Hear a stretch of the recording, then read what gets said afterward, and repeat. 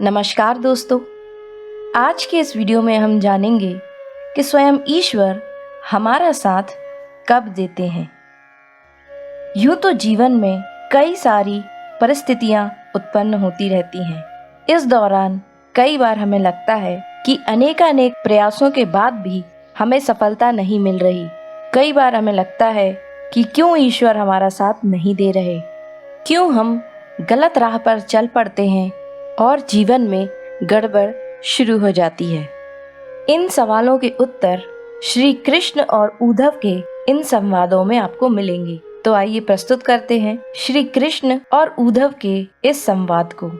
भगवान श्री कृष्ण के सखा उद्धव ब्रह्मवेत्ता और महाज्ञानी थे, लेकिन श्री हरि की कुछ लीलाओं का रहस्य वे भी नहीं समझ पाए थे।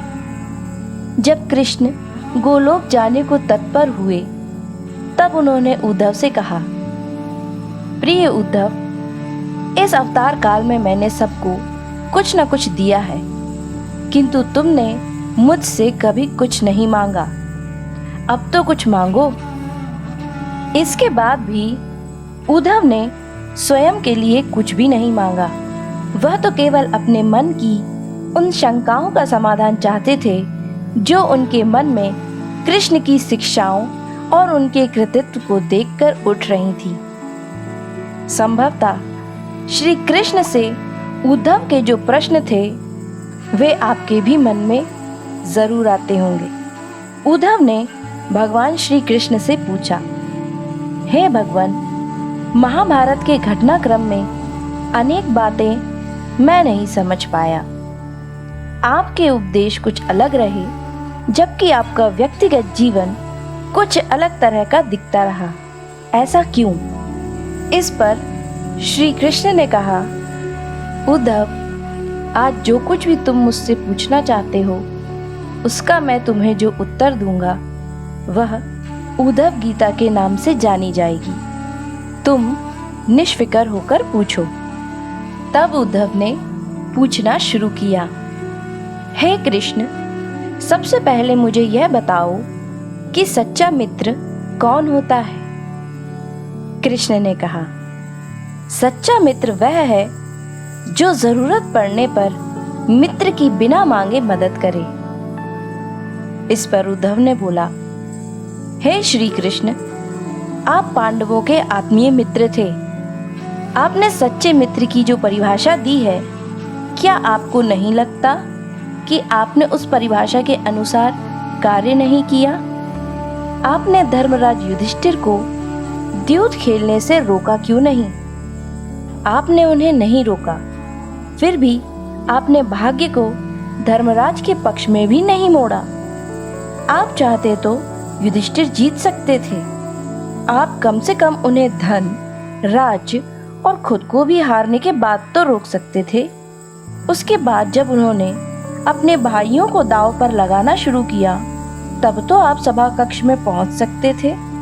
आपने वह भी नहीं किया। जब दुर्योधन ने पांडवों को सदैव अच्छी किस्मत वाला बताते हुए द्रौपदी को दांव पर लगाने को प्रेरित किया और जीतने पर हारा हुआ सब कुछ वापस कर देने का लालच दिया, कम से कम तब तो आप हस्तक्षेप कर सकते थे। अपनी दिव्य शक्ति से आप पासे धर्मराज के अनुकूल कर सकते थे। इसके स्थान पर आपने तब हस्तक्षेप किया जब द्रौपदी लगभग अपना शील खो रही थी। कहा जाता है आपने वस्त्र देकर द्रौपदी का शील बचा लिया, लेकिन कैसे? एक आदमी द्रौपदी को घसीट कर दरबार में लाता है, इतने सारे लोगों के सामने निर्वस्त्र करने का प्रयास किया। एक स्त्री का शील क्या बचा? आपने क्या बचाया है? अगर आपने संकट के समय में अपनों की मदद नहीं की, तो आपको आपदा बांधव कैसे कहा जा सकता है? क्या यही धर्म है? इन प्रश्नों को पूछते हुए उद्धव का गला रुंध गया और उनकी आंखों से आंसू बहने लगे।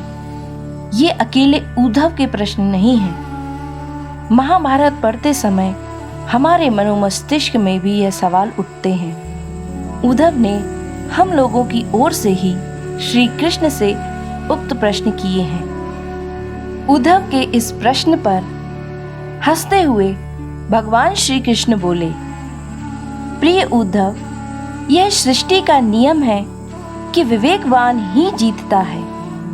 उस समय दुर्योधन के पास विवेक था, धर्मराज के पास नहीं। यही कारण रहा कि धर्मराज पराजित हुए। दुर्योधन के पास जुआ खेलने के लिए पैसे और धन तो बहुत था, लेकिन उसे पासों का खेल नहीं आता था। इसलिए उसने अपने मामा शकुनी का द्यूत क्रीड़ा के लिए उपयोग किया। यही विवेक है। धर्मराज भी इसी प्रकार सोच सकते थे और अपने चचेरे भाई यानी मुझसे पेशकश कर सकते थे कि उनकी तरफ से मैं खेलूं। जरा विचार करो कि अगर शकुनी और मैं खेलते तो कौन जीतता? पासे के अंक उसके अनुसार आते या मेरे अनुसार? चलो इस बात को जाने दो। उन्होंने मुझे खेल में शामिल नहीं किया, इस बात के लिए उन्हें माफ किया जा सकता है। लेकिन उन्होंने विवेक शून्यता से एक और बड़ी गलती की। उन्होंने मुझसे प्रार्थना की कि मैं तब तक सभा कक्ष में ना आऊं जब तक कि मुझे बुलाया ना जाए, क्योंकि वे अपने दुर्भाग्य का खेल मुझसे छुपकर खेलना चाहते थे। वे नहीं चाहते थे कि मुझे मालूम पड़े कि वे जुआ खेल रहे हैं। इस प्रकार उन्होंने मुझे अपनी प्रार्थना से बांध दिया। मुझे सभा कक्ष में आने की अनुमति नहीं थी। इसके बाद भी मैं कक्ष के बाहर इंतजार कर रहा था कि कब कोई मुझे बुलाता है। भीम, अर्जुन, नकुल और सहदेव सब मुझे भूल गए और केवल अपने भाग्य और दुर्योधन को कोसते रहे। अपने भाई के आदेश पर जब दुशासन द्रौपदी के बाल पकड़कर घसीटता हुआ सभा कक्ष में लाया, वह अपनी सामर्थ्य के अनुसार जूझती रही। तब भी उसने मुझे नहीं पुकारा। उसकी बुद्धि तब जागृत हुई जब दुशासन ने उसे निर्वस्त्र करना प्रारंभ किया। जब उसने स्वयं पर निर्भरता छोड़कर हरि हरि अभ्यम कृष्ण अभ्यम की गुहार लगाई, तब कहीं मुझे उसके शील की रक्षा का अवसर मिला। जैसे ही मुझे पुकारा गया, मैं अविलंब पहुंच गया। अब इस स्थिति में मेरी गलती बताओ। उद्धव बोले, कान्हा, आपका स्पष्टीकरण प्रभावशाली अवश्य है, किंतु मुझे पूर्ण संतुष्टि नहीं हुई। क्या मैं एक और प्रश्न पूछ सकता हूँ? कृष्ण की अनुमति से उद्धव ने पूछा। इसका अर्थ यह हुआ कि आप तभी आओगे जब आपको बुलाया जाएगा। क्या संकट से घिरे अपने भक्त की मदद करने आप स्वतः नहीं आओगे? कृष्ण मुस्कुराए और बोले, उद्धव, इस सृष्टि में हर एक का जीवन उसके स्वयं के कर्म फल के आधार पर संचालित होता है। ना तो मैं इसे चलाता हूँ और ना ही इसमें कोई हस्तक्षेप करता हूँ। मैं केवल एक साक्षी हूँ। मैं सदैव तुम्हारे नजदीक रहकर जो हो रहा है उसे देखता हूँ। यही ईश्वर का धर्म है।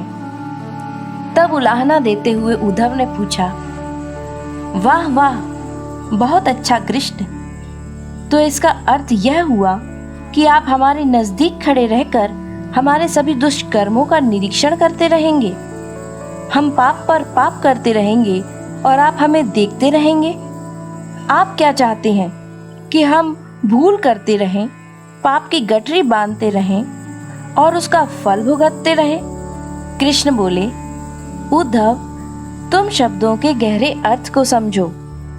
जब तुम समझकर अनुभव कर लोगे कि मैं तुम्हारे नजदीक साक्षी के रूप में हर पल हूं, तो क्या तुम कुछ भी गलत या बुरा कर सकोगे? तुम निश्चित रूप से कुछ भी बुरा नहीं कर सकोगे। जब तुम यह भूल जाते हो और यह समझने लगते हो कि मुझसे छुपकर कुछ भी कर सकते हो, तभी तुम मुसीबत में फंसते हो।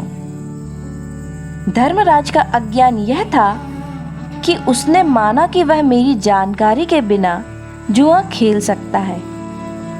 अगर उसने यह समझ लिया होता कि मैं प्रत्येक के साथ हर समय साक्षी के रूप में उपस्थित हूं, तो क्या खेल का रूप कुछ और नहीं होता? तब भक्ति से अभिभूत उद्धव मंत्रमुग्ध हो गए और बोले, प्रभु, कितना गहरा दर्शन है, कितना महान सत्य। प्रार्थना और पूजा पाठ से ईश्वर को अपनी मदद के लिए बुलाना तो महज हमारी भावना और विश्वास है। जैसे ही हम यह विश्वास करना शुरू करते हैं कि उसके बिना पत्ता भी नहीं हिलता, हमें साक्षी के रूप में भी उनकी उपस्थिति महसूस होने लगती है। गड़बड़ तब होती है जब हम इसे भूलकर दुनियादारी में डूब जाते हैं।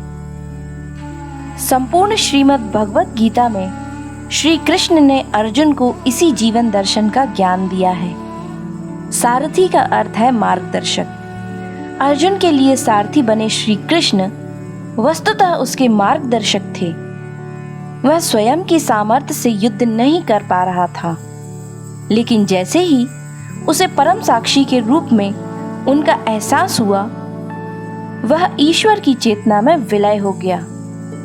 यह अनुभूति थी शुद्ध, पवित्र, प्रेममय, आनंदित सुप्रीम ब्रह्म चेतना की। इसी तरह जब आप भी स्वयं को ईश्वर के प्रति समर्पित कर देते हैं, तो आपको भी हर एक परिस्थिति का समाधान स्वयं ही प्राप्त हो जाता है।